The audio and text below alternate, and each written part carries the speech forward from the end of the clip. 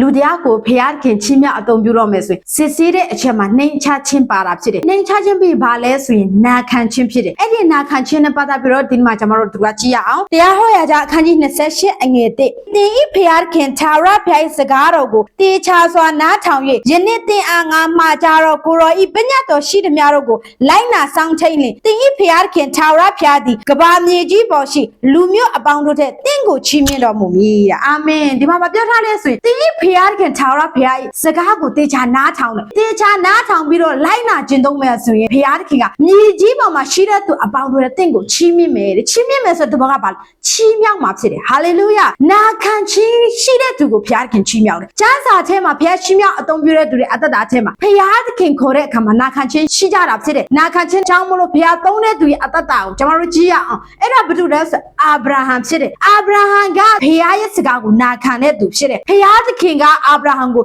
နေရင်းပြည်ကနေထွက်လာပါလို့ပြောတဲ့အခါမှာသူကနေရင်းပြည်ကနေထွက်လာတာဖြစ်တယ်ပြီးငါပြန်လက်ချာလို့ပြောလို့သွားပါတဲ့အာဗြဟံမှာထွက်လာလို့ပြောတဲ့အခါမှာလည်းနာခံခြင်းနဲ့ထွက်လာတယ်ပြန်လက်ချာတော့ပြီးတော့ဘယ်ကိုသွားရမလဲဆိုတာသူမသိဘူးအစင်သစ်ပြင်ထားတဲ့အရာလည်းမဟုတ်နေဘူးဒါပေမဲ့သူကဖျားစကားကြားတဲ့အခါမှာနာခံခြင်းနဲ့ထွက်လာတယ်ဆိုတော့တွေ့ရတယ်ကျမတို့နေရာဟောင်းတစ်ခုကနေနေရာအသစ်တစ်ခုကိုပြောင်းတဲ့အခါမှာပါဝင်ခြင်းအသစ်နေရာအသစ်လူအသစ်နဲ့တွေ့ရမှာဖြစ်တယ်အသစ်နဲ့ပြန်စားရမှာဒီဟာကလွယ်တဲ့အရာတော့မဟုတ်ဘူးအတိတ်တခြားကိုနေတဲ့နေရာကနေနေရာတစ်ခုပြောင်းတဲ့အရာကလွယ်တဲ့အရာတော့မဟုတ်ဘူးဒါပေမဲ့အာဗြဟံကဒီအရာကအရာခက်တယ်လွယ်တဲ့အရာလည်းမဟုတ်ဘူးဘလို့ပါဝင်ခြင်းနဲ့တွေ့မလဲဘလို့နေရာမှာနေရမလဲဘလို့လူတွေနဲ့ပေါင်းသင်းရမလဲဆိုတာသူဖះအဲ့လိုမျိုးမေးကိုမထုတ်ခဲ့ဘူးဖះဒီခင်ကထွက်ဆိုသူနာခံခြင်းနဲ့ထွက်လာတယ်ဆိုတော့ကျွန်တော်တို့တွေ့ရတာဖြစ်တယ်အာဗြဟံကဘလောက်ထိနာခံတယ်လဲဆိုရင်ဖះသခင်ကဣဆက်ကိုတောင်းတယ်ဣဆက်ကိုတောင်းတဲ့အခါမှာလဲအာဗြဟံမငင်းခဲ့ဘူးမငင်းဘဲနဲ့ဣဆက်ကိုရစ်ပူဇော်ဖို့ထိပြင်ဆင်ခဲ့တာဖြစ်တယ်အဲ့ဒီမှာဘာမြင်တွေ့ရလဲဆိုရင်ဒီဣ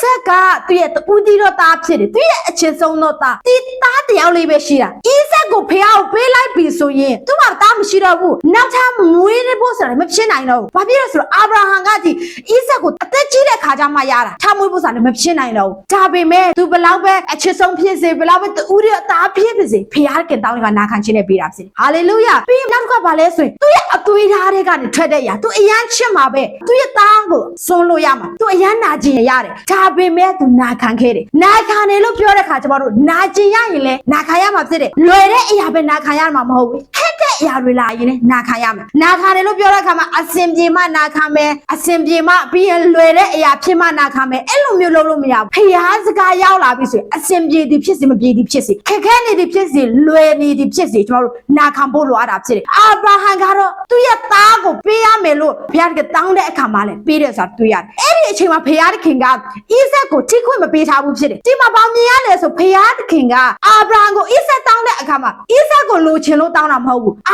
ာဗြဟံရဲ့နာခံခြင်းကိုစစ်ဆေးတာဖြစ်တယ်ဘုရားခင်ကလူတရားကိုချီးမြှောက်အသုံးပြုတော့မယ်ဆိုရင်နာခံခြင်းကိုစစ်ဆေးတယ်နာခံခြင်းရှိလားမရှိလားနာခံခြင်းရှိတဲ့သူကိုဘုရားခင်ချီးမြှောက်အသုံးပြုမှာဖြစ်တယ်ဟာလေလုယာအာဗြဟံနာခံတဲ့အခါမှာဘုရားခင်သူ့ကိုဘယ်လောက်ထိကောင်းချီးပေးလဲဆိုရင်အစဉ်အမြဲကောင်းချီးပေးတယ်ပြီးနောက်တစ်ခုကဘာလဲသူ့ရဲ့မျိုးနွယ်ကိုကောင်းကင်ခြေကဲ့သို့သမုတ်တရားတဲလုံးနဲ့အများများပြားစီတယ်တဲ့အာဗြဟံရဲ့မျိုးနွယ်ကရန်သူကိုနိုင်တဲ့မျိုးနွယ်တဲ့ဟာလေလုယာသင်ဖခင်ရဲ့စကားကိုနားထောင်တဲ့အခါအကျိုးကိုသေချာပေါက်ရလိမ့်မယ်ဖခင်စကားကိုနာခံခြင်းမှာအကျိုးဆက်ကောင်းကြီးမင်္ဂလာရှိတာဖြစ်တယ်အာဗြဟံကဖခင်စကားနာခံတဲ့အခါမှာအစပိုင်းလေးပဲနာခံတာမဟုတ်ဘူးအဆုံးထိနာခံတယ်တတိမမွားလေးလည်းနာခံတယ်ကြီးမမလာတဲ့အခါမှာနာခံတယ်ကျမတို့အသက်တာထဲမှာဖခင်နာခံခိုင်းတဲ့အခါဖခင်စကားရောက်လာတဲ့အခါတတိမမွားလေးပဲဖြစ်နေပါစေကြီးမမဖြစ်နေပါစေကျမတို့နာခံဖို့လိုအပ်တာဖြစ်တယ်ဖခင်တင်းကိုသုံးတော့မယ်ချီးမြှောက်တော့မယ်အသုံးပြုတော့မယ်ဆိုနာခံခြင်းကိုစစ်လိုက်မယ်အဲ့ဒီနာခံခြင်းစာမွေးဖို့ကိုအောင်မြင်အောင်ဖြစ်စေဖို့လိုအပ်တာဖြစ်တယ်ဒီမှာနားထောင်တဲ့သူတွေ